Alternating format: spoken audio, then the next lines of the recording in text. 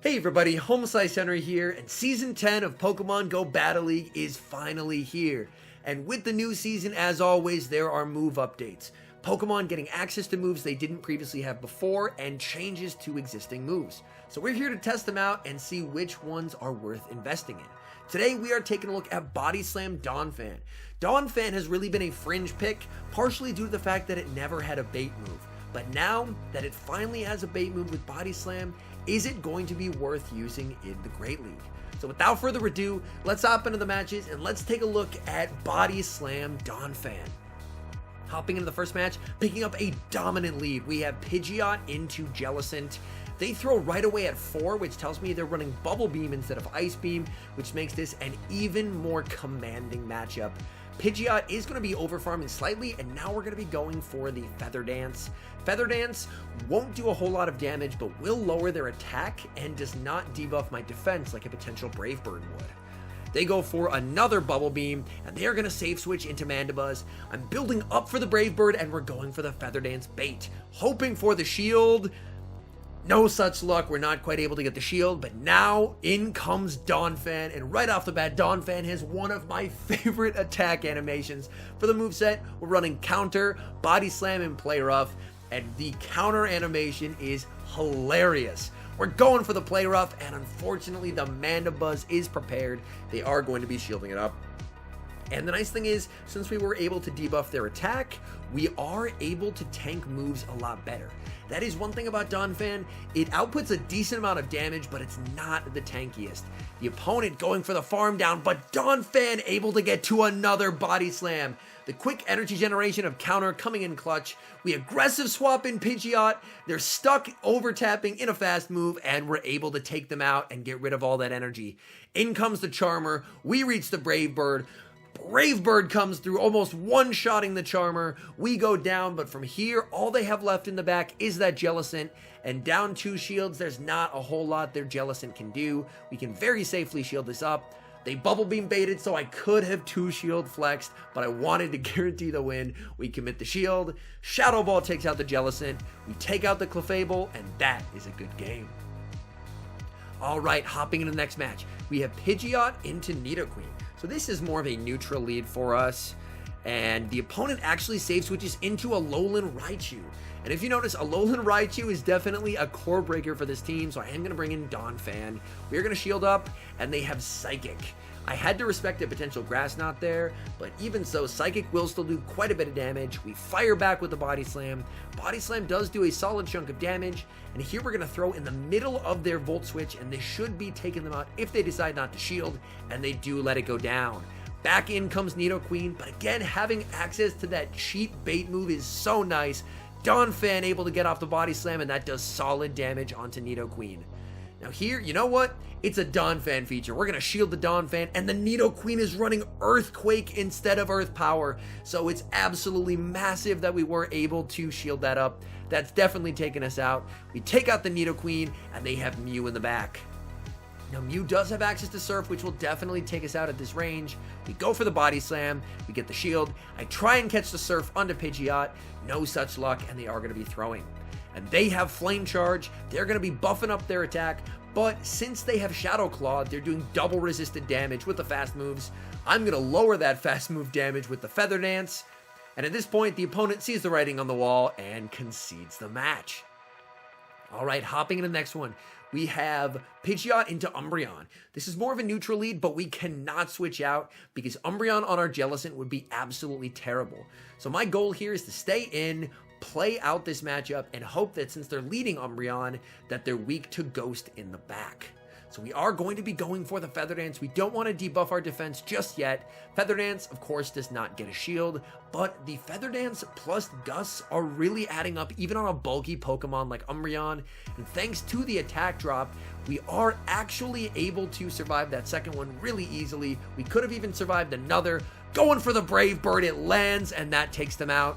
They bring in Nidoqueen. I'm going to save switch into the Jellicent, and they're so weak to Jellicent in the back as they switch Medicham into a Jellicent, which is never a good idea. Now we're able to get the shield with the Shadow Ball. Here, they can probably bait us. They do bait with the Ice Punch, so pretty bad shield on my part there. But from here, we are in the driver's seat of this match. May as well go for a Bubble Beam, lower their potential damage that they could output onto us. They get to another move. Again, they're debuffed, so we don't really have to respect this. It is the Psychic.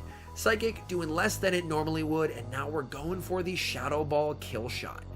Going for the Shadow Ball, we do get the shield, they switch back into Nidoqueen, and now we're going to bring in DONPHAN.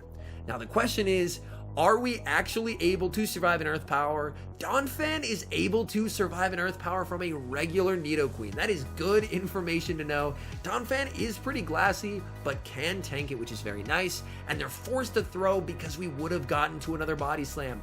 Again, being able to have that bait move is quite useful. From here, things do get a little dicey because our health is low and they are going to be able to get to a move. We are going to shield up here, and now we should be able to take out the Nidoqueen there, but they do a very nice catch onto Medicham. They catch the Bubble Beam, and now I'm going to switch into Pidgeot, threaten the farm down, and they're forced to throw their energy. So this should be the last of their energy. They shouldn't be close. From here, we just need to Hex down with Jellicent. We're able to Hex down on very low health. We leave with the Shadow Ball. Shadow Ball will be taking out the Nidoqueen, and that is a good game. All right, hopping into the next match. We have Pidgeot into Trevenant, an incredibly good lead for us, but we need to keep alignment as Trevenant destroys our back line. They, of course, switch out into Azumarill, and unfortunately, I don't have a great response to Azumarill here. I probably should have instantly switched into the Jellicent, to be 100% honest, but I wanted to debuff it before I did. This will misalign our switch clocks, though, which could potentially be an issue in the endgame. As I am going to be going for the Feather Dance. Unfortunately, I overtap, so the Azu's able to get even more energy, and our switch clocks are even more misaligned. We're going to be going for the Feather Dance. Feather Dance does not get a shield, but does lower their attack by 2 stages, and now we bring in the Jellicent. They're able to get to a move. Again, they're debuffed. Really don't have to respect this, and we're going to be trying to get some damage off on the Azumarill with our Jellicent. Jellicent farming up just a little bit here, and over farming by quite a lot there, getting a little greedy and going for the Shadow Ball. Shadow Ball will be doing a nice chunk here to the Azumarill, does not take them out, and they switch out, and they're very close to a move, and back in comes Trevenant. We are going to be going for the Bubble Beam bait to hopefully get the shield. Bubble Beam does get the shield. That does lower their attack, which is very nice. And so now if they throw a Seed Bomb, we should survive, which is absolutely clutch. Seed Bomb comes through, does not take us out. We are trying to get to the Shadow Ball, and we fall just short. That is tragic. I was hoping I was going to be able to get there, was not quite able to. I probably should have just thrown the Bubble Beam and hoped that they miscounted, feared a Shadow Ball, and gotten the final shield. Here we don't have to shield anything, as Shadow Ball is going to be double resisted. We farm down and we leave with a lot of energy, and it all will depend what they have in the back, and they have Galarian Stunfisk. So we are going to be going for the Feather Dance. This will lower their attack, and then we're going to bring in DONPHAN. DONPHAN does have access to counter. We will be hitting for super effective damage. In comes Azumarill, and Azumarill reaches a charge move on 1 HP, and that is very bad for us. Unfortunately, losing that last shield is very rough. We're able to farm them down, which is good, but now without a shield, this could get a little dicey. We aren't running Earthquake. Earthquake is a potential option, but I worried that it was going to be a little too expensive, so I'm just opting for the Body Slam Play Rough, which does make the G-Fisk matchup worse. Farming up here again, they get to the move. The question is, can we survive an Earthquake? Earthquake coming through from the G-Fisk, and it KOs. No, we needed to survive that, as unfortunately we will get outpaced here. G-Fisk will be able to take us out.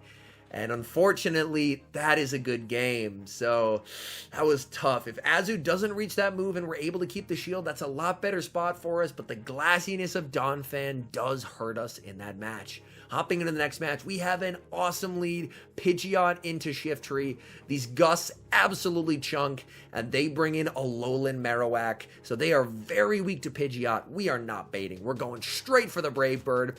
Brave Bird lands, that takes out the Alolan Marowak. And now my defense is lowered, so I am going to be switching out. They bring in Unova Stunfisk. Unova Stunfisk is a bit of a core breaker for this team, basically anything electric. So I am going to switch in the DONPHAN while the switch timer is still not up for them. We can safely survive 2 Mud Bombs, those are only neutral. I'm over farming rather significantly, and we're going to bait with the Body Slam and hope that we can get the shield. We do get the shield. If they try and farm down, we can reach the Play Rough, and Play Rough will be doing a lot more damage to them. Play Rough lands, and that does big damage. Now, they are very low, but they do have a decent amount of energy from farming us down. We bring in the Jellicent, and at this point, health on our Jellicent is irrelevant, as Pidgeot will be the win con. They go for the discharge, they switch back in Shiftry. I threaten the Bubble Beam to force them to throw energy. This will be taking me out, but from here, we should be in a very comfortable position. Up a shield with Pidgeot. Pidgeot able to get the Gust through. That is so nice. We shield up the foul play, and at this point, the opponent does resign the match. So good games there. Unfortunately, Pidgeot was definitely a core breaker for that team. All right, terrible lead into Galarian Stunfisk. We are going to save switch into the Jellicent, and the opposing Galarian Stunfisk is staying in, and they're throwing a Rock Slide. Looking to get some chip damage, but then they stay in. And that decision has me a little confused. It could be possible that they're weak to Jellicent in the back, and they shield up. So it's looking like there's something in the back that really does not want to see Jellicent. I shield up. Again, just a Rock Slide, but if they're shielding, I definitely want to try shielding myself. I'm going to let this go. This is just a Rock Slide. And we're going to try and go for another Shadow Ball, which should be doing some nice damage. And the G-Fisk is double shielding, so they are scared of Jellicent, but we're able to catch the Rock Slide onto DONPHAN. This is going to be resisted, and hopefully we'll be able to see what they have in the back. And they have Jirachi in the back, so that definitely does not want to see Jellicent. That makes sense. Unfortunately, again, no Earthquake kind of hurts us, but we're still able to chunk with the Play Rough, and it's a CMP tie. So we will happily let this go. We will come back in with the Jellicent, and I was a little worried Bubble Beam might not be enough, so I actually opt to go for the Shadow Ball to secure the KO. They come back in with the Stunfisk, trying to get to the Shadow Ball. We just cannot get there, but at this point, I have to take out the G-Fisk. My Pidgeot cannot face it. We shield, and we're able to get off the Shadow Ball. Shadow Ball should be taking out the G-Fisk here, and we'll have to see what they have in the back. And they have a Scrafty in the back. I'm not sure why they didn't switch the Scrafty into the Jellicent. Maybe they were worried that I was trying to bait out a Scrafty, but to be honest, this is more of an ABC team. I'm not really trying to bait anything out here except maybe a grass type. Brave Bird lands, that takes them out, and that is a good game. All right, hopping to the next match. We have another terrible lead into Luxray. We're going to save switch into Jellicent, and they're staying in, as they probably should, because they are an electric type, and we are double weak to electric. We go for the Bubble Beam bait, we get the shield, and the opponent save switches into Obstagoon. Again, Obstagoon's a pretty terrible matchup for us here, but I'm hoping that we can significantly debuff them. If we can land enough debuffs, then we should be in a really comfortable spot where we can farm the Obstagoon all the way down with the Pidgeot, and Pidgeot with energy is very deadly, even against its counters. Night Slash comes through. That is fine by me. We will let this one go as well. And this should not kill. And hopefully we can get to another one. And we're able to debuff. That's very, very nice. And my perfect scenario would be if they get worried about the farm down and aggressively switch in the Luxray, then we can align the Luxray onto our ground type in DONPHAN in the back. And that would honestly be really nice, as they would be forced to go for Psychic Fangs. They do aggressively switch in the Luxray, and they're going for the Wild Charge. We shield it up. It's not the bait. It's the Wild Charge. We bring in DONPHAN, and here they can't Wild Charge. They can only go for the Psychic Fangs. I will happily let them Psychic Fangs me. That 100% works for me. And they bring in Obstagoon with energy, but Obstagoon is taking double super effective damage from counter here. We shield up the Night Slash, we're farming, DONPHAN farms down, what is in the back? And it is a Galarian Slowbro. So a very, very cool spice pick. Unfortunately, our counters are double resisted, but these body slams are really going to start to add up. And again, the quick energy generation does us wonders here. We bank the body slam, we switch into the Pidgeot, Brave Bird comes through, takes them out, and that is a good game. And now some final thoughts on DONPHAN. The addition to Body Slam is a big improvement. One thing that really hindered DONPHAN previously was the lack of a viable bait move, and giving it a very cheap and powerful move like Body Slam is a big benefit, especially when using counters, since that does have pretty quick energy generation. However, its lack of bulk does hold it back. It doesn't have the greatest stat product, and even though I was running a suboptimal IV one, even optimal DONPHAN IVs, it's still going to be pretty glassy. On top of that, compared to a Mon with a similar moveset like a Vigoroth that is a pure normal typing, which only takes super effective from fighting, a pure ground typing has a lot more weaknesses. Water, grass, ice, among others. So that's a situation where there's a lot of meta mons that you're taking super effective damage from. So at the end of the day, it is improved, but I don't believe it's quite improved enough to crack into the meta. However, if you're looking for a fun spice pick that has a really cool attack animation, I might have an idea. Anyways, thank you guys so much for watching. If you're enjoying the content, make sure to leave a like and subscribe to the channel if you haven't. And a special thank you, as always, to our members here on YouTube. The support you guys provide is absolutely incredible. So thank you guys oh so very much. And until next time, I've been HomeSliceHenry.